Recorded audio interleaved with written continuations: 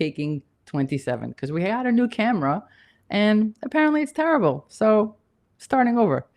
Here we go. Welcome back. Biological age versus chronological age. What's the difference? This is one of my favorite topics, I have to say. So I'm excited that you see me clearly because this is really important. And it's also going to get a little bit technical, which I kind of love because age is just a number. But is your chronological age accurate? Do you actually feel younger than your age or do you feel older than your age? Did you know that there's actually a whole other number that you can calculate besides your chronological age? And it's called your biological age. And it can give you way more information than just the amount of years that you're on this planet. Your age in years, it's just a number. It's your chronological age. But what does that really tell you?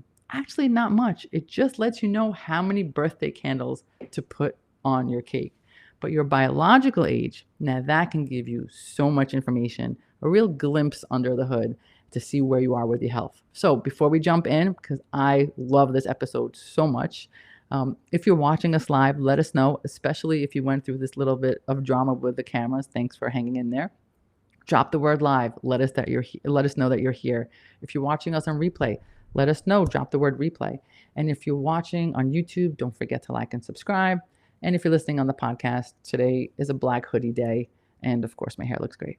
And if you aren't already following us on Instagram or TikTok, what are you waiting for? We're really funny there. We spend a lot of time creating really funny memes and educational stuff. And don't forget to share this with the people that you love so that they can become the game changers in their lives. Anyway, before we go further, you know I always start with definitions so that we're all on the same page. So the first one, the one you're familiar with, chronological age.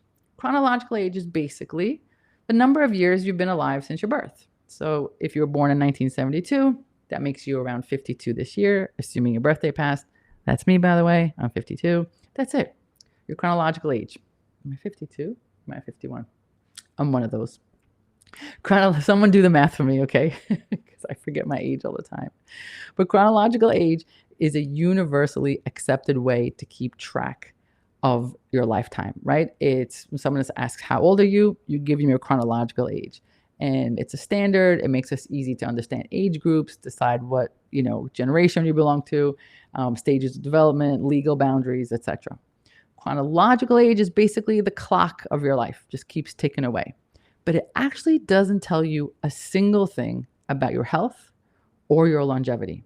Right? Two people could be 41 years old, but doesn't mean that they run at the same speed or that they lift the same amount of weights or they have the same amount of joint pain.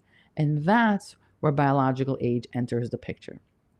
Unlike how many candles are on your cake, your biological age isn't estimated on how much time passed, but it's a reflection of how your cells are doing on the inside. It's the real age of your body. And it gives you clues about how much damage has been going on in our body. It's like the mileage on a car, right? You have two cars, both produced the same year, but one is really well maintained. It's hardly been driven around, regular oil changes, tire rotations, few repairs here and there. That will always outperform and outlast the other car that was manufactured in the same year, but that's been driving around for miles and miles and miles, right? So you're starting to understand the difference. And that's how our bodies are. They respond to how they're taken care of. So you can have one person who's 50 chronologically, but when she walks in the room, she radiates the energy of a 30-year-old, right? Thanks to her lifestyle choices. And on the other hand, you can have somebody who is in his 50s and maybe he's been drinking and smoking and eating a certain way. And now he's dealing with health issues usually seen by 70-year-olds. Right? So you're starting to understand the difference. What we hope, what we aspire to, at the very least, is that your biological age matches your chronological age. That means your body's aging appropriately. And if you're 50 and your biological age is 50, awesome. It means your body is aging kind of on target. But of course, it would be really nice if you could strive for a little better. Maybe if the biological age was 40 or 45. That means you're making some pretty good choices with your health. But on a more serious note, if you're 50 and you have a higher biological age, it's 65, it's 70, that might be the wake-up call that you need. Your body telling you, hey, there's been a lot of damage here and I'm aging more rapidly than I need to be. So that brings us to the question, how do I know what my biological age is? And there are different approaches, different formulas, but I'm going to give you a sense of what's involved. And as I start talking about this list, it's a really long list, and some of it is a little technical. I want you to start thinking, which of these things are you really on point on? And which of these things can you start making a change? And when you start seeing more things on the, I need to improve this, start thinking that your biological age is not where you think it might be. So, of course, we start with vital signs, your blood pressure, your heart rate, your respiratory. Is your blood pressure high? Are you on meds? That's an issue, right? Is your respiratory rate high as soon as you go up the stairs? Is it, you out of breath all the time? How's your skin looking? Neurologically, how are your reflexes? Are you quick to respond to things or are things slow? How's your sensory perception? How's your peripheral vision happening? Your lab test, how's your cholesterol? How's your triglycerides, your blood glucose, inflammatory markers? How's your something called CRP? How's your ESR? These are inflammatory markers. How's your white blood cell count? Your liver, is it elevated? Are your enzymes elevated? How's your kidney function? Is it performing as it should be? Your hormones. And of course, you know me by now, I don't just mean the sex hormones. How's your thyroid hormones? Your T3, your T4? How's your insulin levels? Your body mass index. And when I say body mass index, I very much recognize that the BMI has some issues. So we're going to start with BMI, but then how's the waist to hip ratio? Because that's a really important understanding of weight. DEXA scan, how are your bones doing? Then there's some genetic tests as well, some genetic variants that can identify risks like APOE. How are you functioning? How's your strength? What's your grip strength like? Can you balance? How much can you do on one leg? Are you coordinated? And then we're going to take a look at lifestyle. What are you eating? Are you still eating the standard American diet? Well, how much are you moving? How often do you move? How hard and how intensely do you move? How do you sleep? Are you getting 7 to 9 hours of sleep? What's your stress level? Is it out of control? What about smoking and alcohol consumption? Where is that for you? Where's your psychological well-being? Because everything might look on point, but if you're really, dealing with anxiety, depression, a lot of stress, that's affecting you as well. And cognitive function tests. How good is your memory? How good is your recall?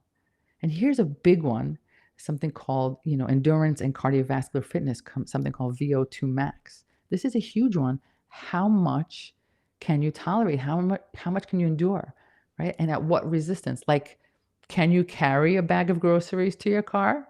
Maybe. Can you carry 2? Can you carry them up the stairs? How many stairs? How fast can you carry? Can you carry double the load? Can you do it climbing a hill? These are the type of questions for endurance. And you can start seeing that as I'm ticking these off, you might be like, how are my hormones doing? Do I have inflammatory? Can I carry this bag of groceries up a hill without getting winded? I'm not sure. And this is how you start figuring out your biological age. There are also 2 really specific tests that are called longevity predictors, and I want to talk about them a little bit. And yes, it's a little technical, so double speed is fine. But for those of you who like for me to geek out, here we are. The first one's called DNA methylation. So DNA methylation is a special test, and it looks at tiny changes in your genes. So genes are like an instructions telling your body how to work. And this test, it checks your genes to see if there's any methyl groups. Think of it as like little stickers. And wherever these stickers are on your genes, it tells us a lot about your health. It tells if certain genes are turned on or off, like certain disease genes. Are they on? Are they off?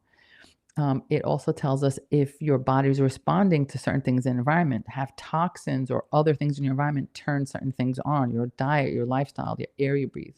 And so by looking at how many of these stickers, how much methylation is happening, we could figure out our biological age.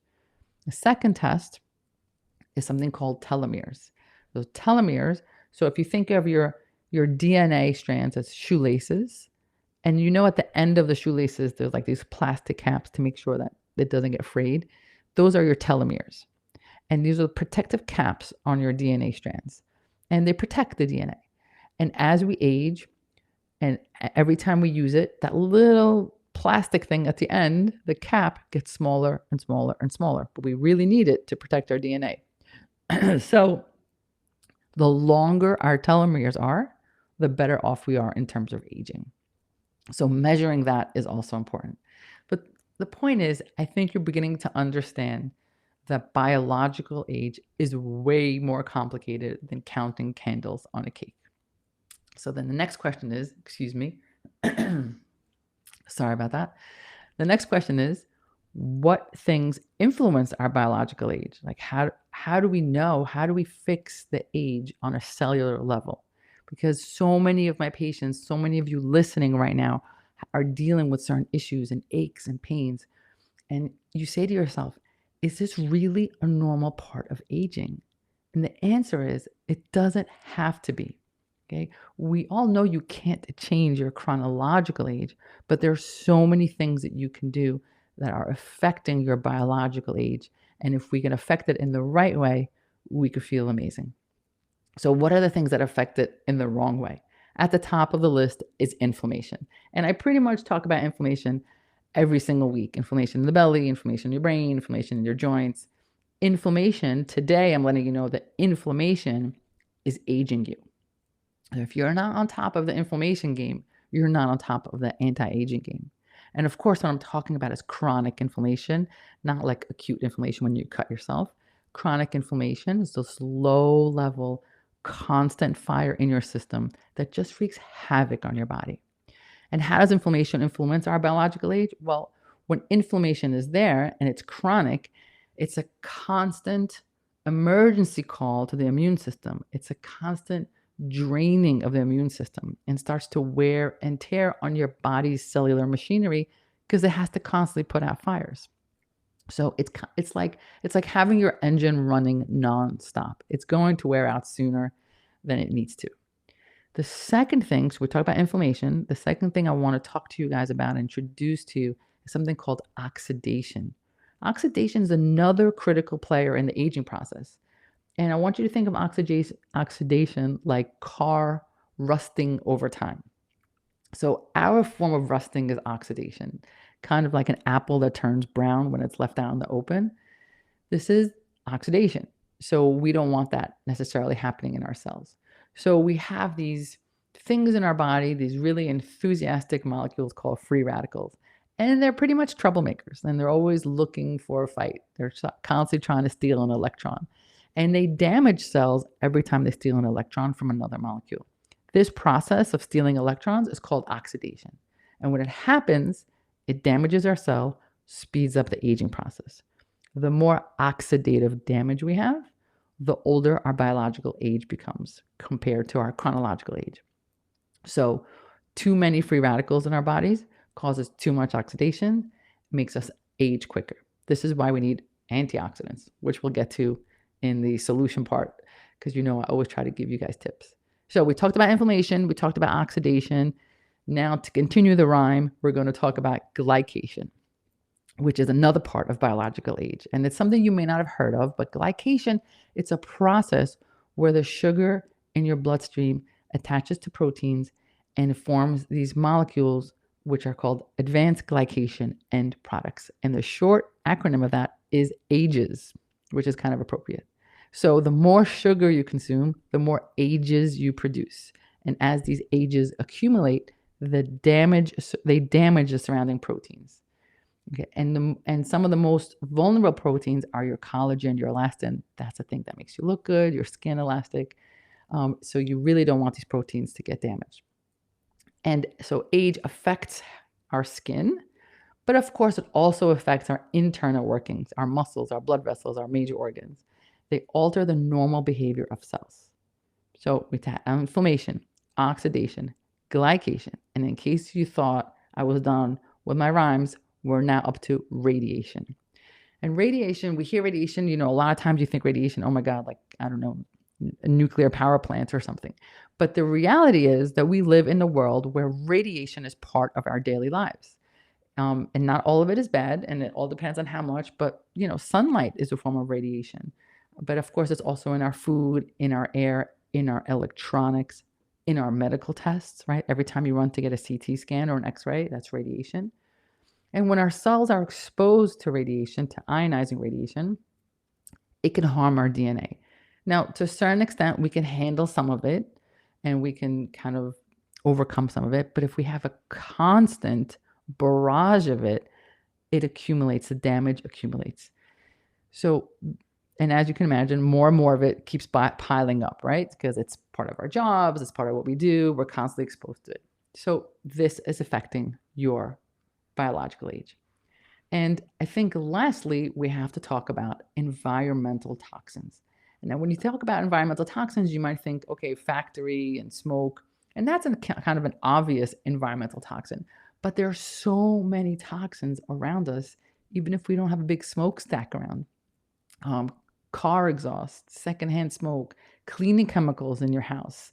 And, it's all around us. And sometimes we're not even recognizing it because it's things that we use on the daily, because you have toxins in your bathroom, right? Your creams that you use, the hairsprays, the gels. I know I shouldn't talk about gel when I have hair that looks like this, but it's all there because you have your cells, and they are basically, these batteries that they are powering our bodies.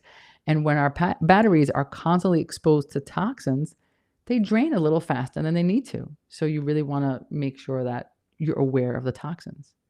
So now we got through all the rhyming things. Now we know what's affecting our biological age. How do we start managing our biological age? How do we manage all these assaults on our bodies? So the first thing we have to talk about is tackling inflammation. And basically, if you've been watching this, I keep telling you over and over again how to tackle inflammation, right? You have to find the source and remove it. Number one, anti-inflammatory diet. If you're still eating the standard American diet, you're not even playing the game. You're not even in the game. Like, you just got to start there. Just press pause, go fix your diet, your nutrition, and then come back and don't worry about the rest. Number two, you have to get to know your probiotics and your prebiotics. You have to get on that game, manage your stress, move, sleep. I'm not spending time on these because I talk about them every single week, but they're there. But now I'm going to talk about those big words. So we talked about inflammation, oxidation. You're going to stop oxidation with antioxidants, right? Remember, we talked about that rust and the formation in the car. Now you're going to want to talk about how to stop that rusting with antioxidants. They're basically molecules that slow down or prevent oxidation, which basically means they slow down the aging process. Now, we have a built-in defense system with natural antioxidants in our body. We have it all the time, and we use it all the time. But we can help our body along and give it a boost by eating the foods that are rich in antioxidants. Blueberries, strawberries, raspberries, nuts, leafy green vegetables, dark chocolate, everyone's favorite antioxidant, okay? And if you want to supplement, the number one antioxidant, I just did a TikTok on this, is glutathione. End of story. Pick it up. Your body will thank you. I'll talk a little bit more about it in a moment. In terms of glycation, remember, glycation is a natural process. It happens in our body when we eat sugars. So how do we resolve that? Of course, you want to cut back on your high sugar foods. That means your sweets, your sodas, anything that's loaded with sugars. But glycation isn't only about giving up sweets. You can also do it by increasing your exercise because it helps break down the glucose so it's not sticking around so much. But believe it or not, when we're talking about glycation, how you cook your food also affects the amount of ages in your food. Grilling, frying, or baking actually increases ages. So whenever possible, if it tastes good, consider boiling or steaming your food to keep glycation low. With radiation, you want to really try to minimize. Keep the gadgets off of your body. Don't sleep with a phone on top of you or under your head. Don't put it in your bra strap. It's not a good place to hold your cell phone, okay? Try to use speakerphones when possible or wired headphones, not wireless headphones. There is such a thing called a Wi-Fi timer. So when you're sleeping, the Wi-Fi can shut down so that there's just less traveling in your house. And also switching to airplane mode whenever possible makes all that stop. Of course, reducing your exposure to environmental toxins. We kind of know there's some things we cannot control out there, but start looking in your bathroom, right? What are the things that you're putting on your skin? If it's full of toxins, it's still going in your system, from your favorite body lotion to your favorite toothpaste. Take a look at them. See if you can recognize some ingredients. See if that can help you out. Also, artificial fragrances around your home. If you're somebody who's putting plug-in scents everywhere, it's time for a change. Think there are some special candles made with essential oils that smell great but are also not toxic. So take a look at those. And as always, I finish with some supplements because I'm going to say supplements are not everything. They're not, the cure all, but as part of this process to add this to your life, I highly recommend. So number 1, glutathione. It's magical. Your body produces it, but not enough. So it's great to add it. Just take more. Resveratrol. Again, a naturally occurring compound. It's found in red grapes and other plants, but it not only does it have antioxidant properties, which is pretty awesome, but it also has some pretty other awesome anti-aging effects because it helps the mitochondria. Don't want to get too much into that, but it's a good one. In order to stop glycation, we're going to talk about ALA, alpha lipoic acid. Get that on your supplement list. And when we're talking about telomeres, good old-fashioned vitamin D. Vitamin D helps with those protective caps that we talked about. So can't go wrong with vitamin D. Vitamin D has so many benefits, but especially here when we're talking about anti-aging, it helps telomeres. And of course, it's anti-inflammatory. So if you're not on your vitamin D game, get on it. And when we talked about methylation, we want to use supplements that methylate your B12, your folate, your SAMe, get in there. And for inflammation, all of the above that I just listed, as well as omega-3s, because they are amazing. So recap.